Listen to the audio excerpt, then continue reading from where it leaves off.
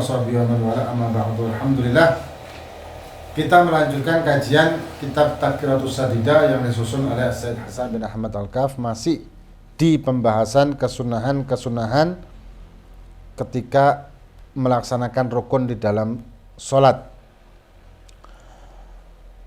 Dan kita membahas tentang rukun membahas tentang yang umum ya, yang umum di dalam sholat. Yang kemarin kita bahas tentang rukun satu persatu.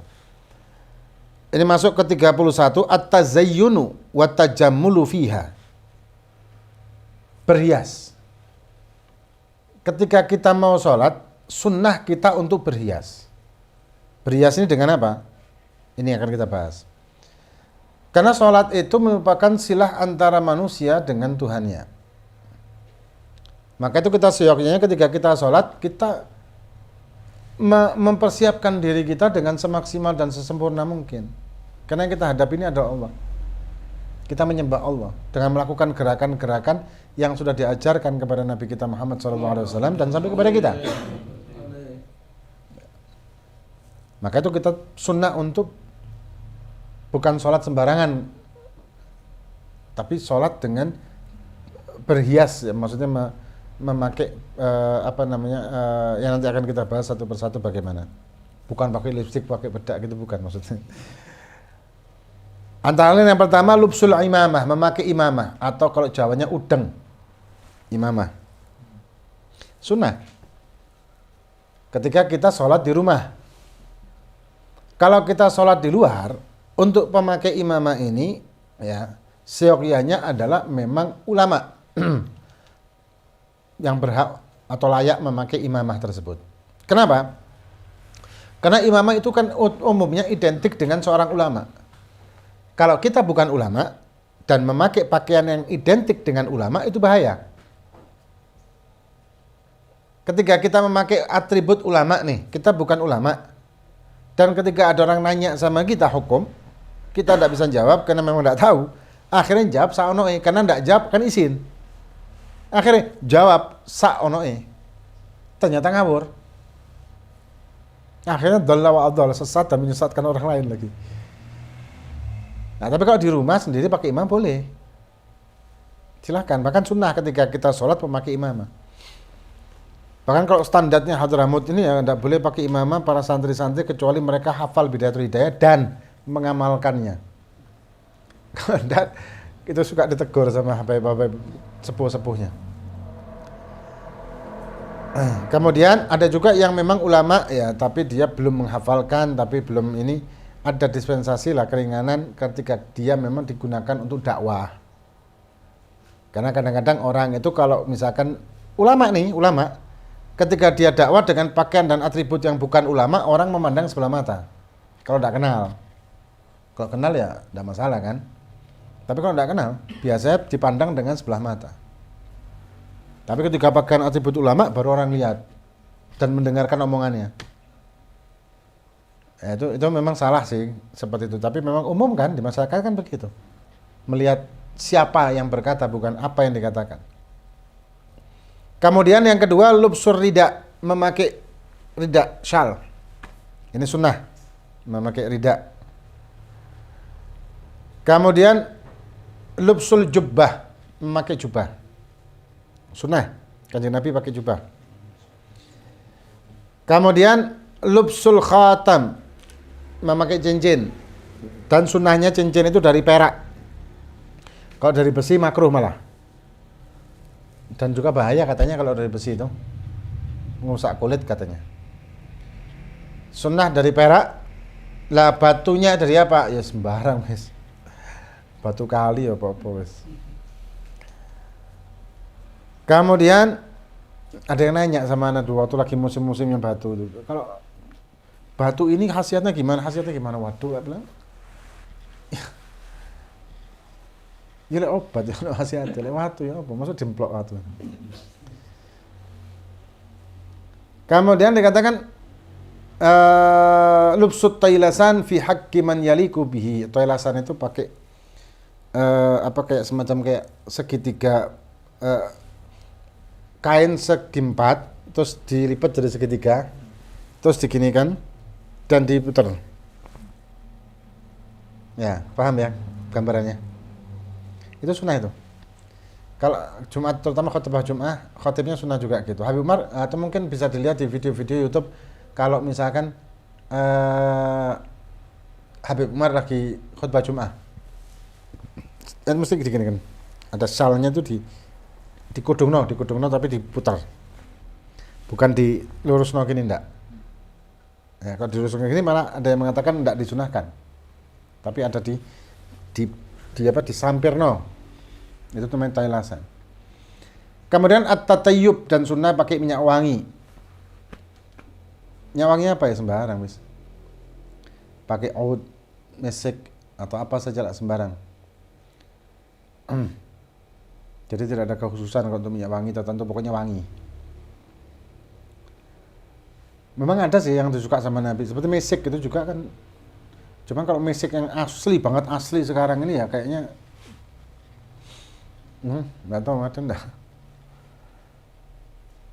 Kemudian kesunahan yang ke-32 atau yang terakhir ini, an yusalliya ila sutrah. Salat di hadapan sesuatu yang bisa menghalangi dia dari orang-orang lewat. Ini sunnah.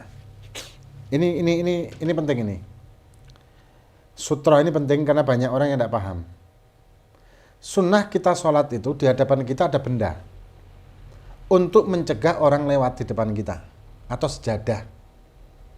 Kalau memang tidak ada sejadah di situ. Kalau ada soft kayak sekarang kita di masjid-masjid itu sudah dinamakan sejadah memang. Atau di depan pilar, atau di depan tembok, atau di depan orang malah bisa dijadikan sutra.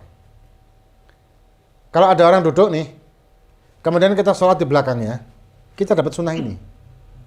Cuman kadang-kadang yang sering ketika kita sholat di depan orang yang duduk, jaraknya di luar batas sujud kita, terus orang tadi lihat kita sholat minggir, keliru. Itu keliru loh itu. Bukan makruh, bukan haram, enggak. Keliru. Dia duduk di situ enggak dosa, malah kita dapat sunnah dengan dia duduk di situ. Jadi sutra ini tadi.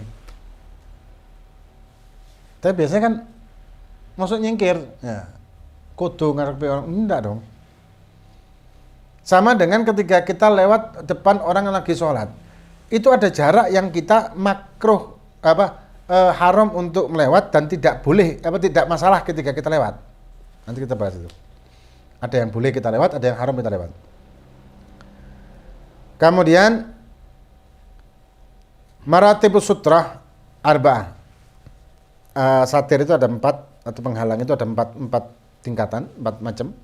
Yang pertama sakhisun au jidarun au sariyatun. Sakhisun atau cagak, tonggak, atau tembok, atau tiang, cagak, atau apa saja, atau orang tadi itu bisa. La yang kusu irtifa'u dzalika an thulutsai dira'in. Tidak kurang dari 2/3 dira'. Kalau 1 dira' itu anggap 50 cm, berarti 2/3-nya berapa? 15 ya? 16 sentian. Tingginya tidak kurang dari 16 cm. Wala yab'udu anhu aktsara min 3 adru'in. Dan tidak jauh dari 3 dira'.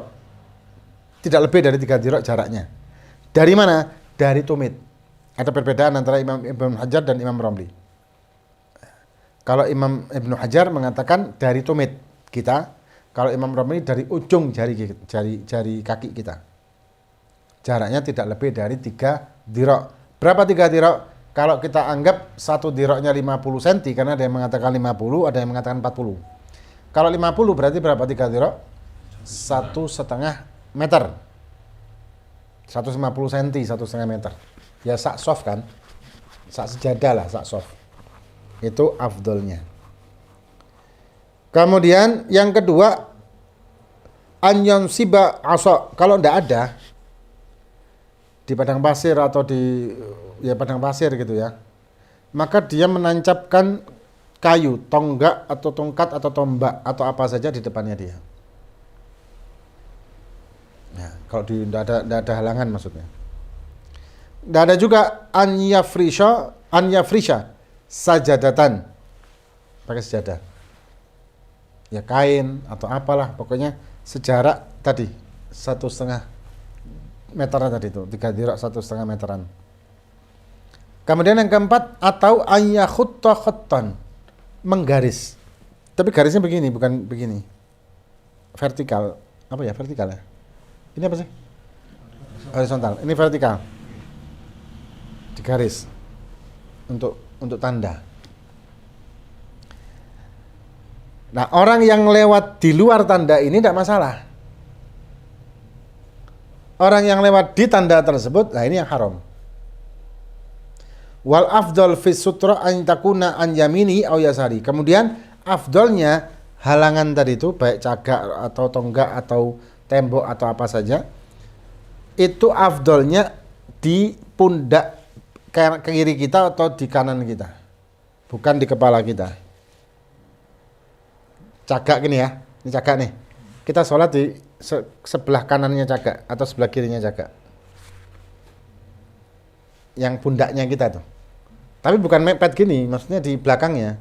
Tapi arahnya ini kalau ditabrak ke cagak ini, nabraknya bukan ubun-ubun kita tapi pundak kita.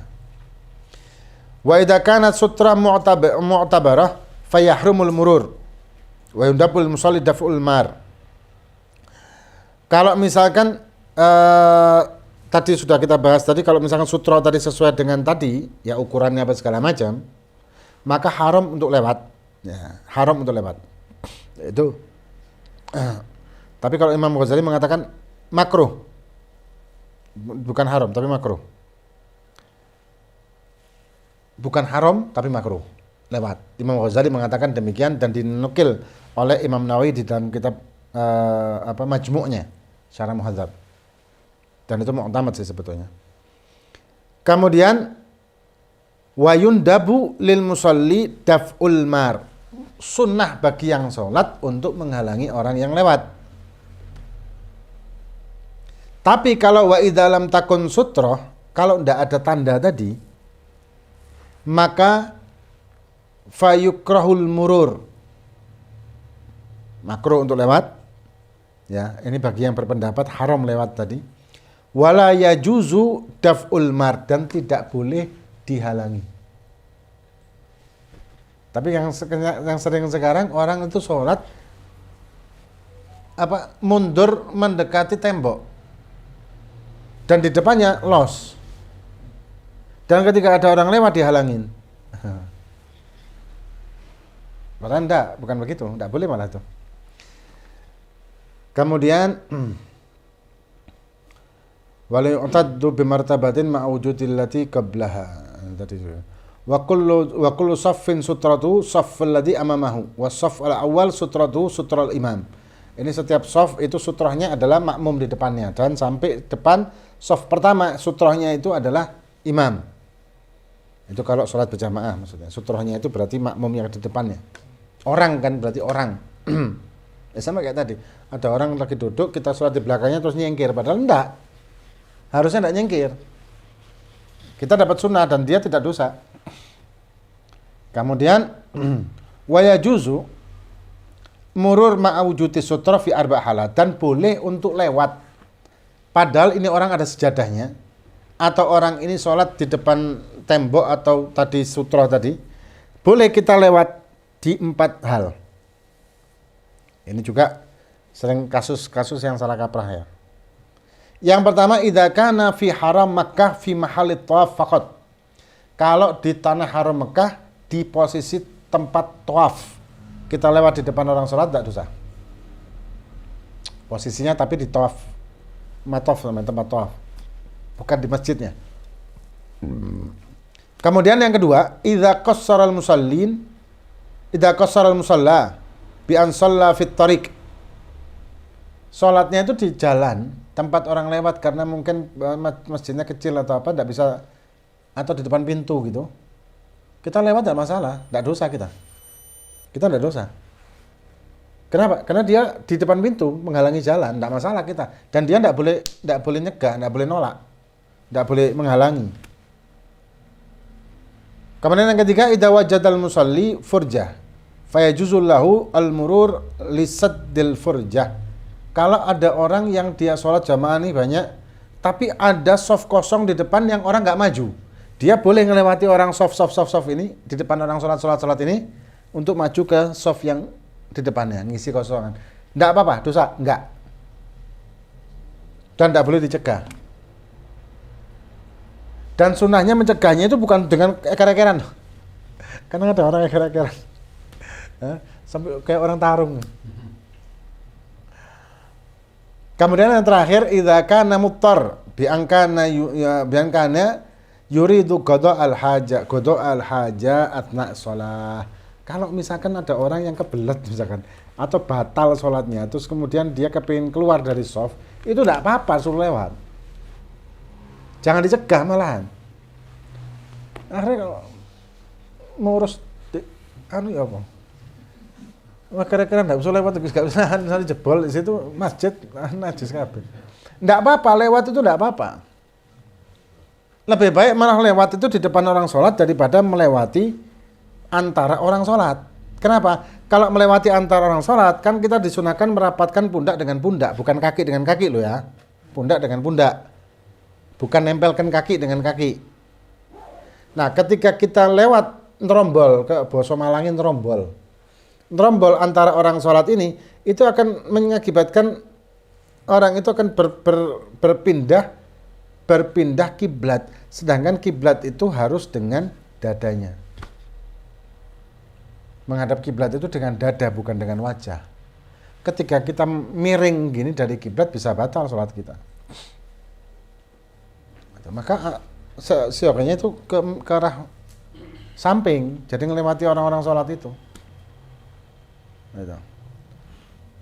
Wallahu a'lam bishawab. Assalamualaikum warahmatullahi wabarakatuh. Mau nanya, uduk pakai pemanas air atau heater wadem? Yuk, kamu enak malan.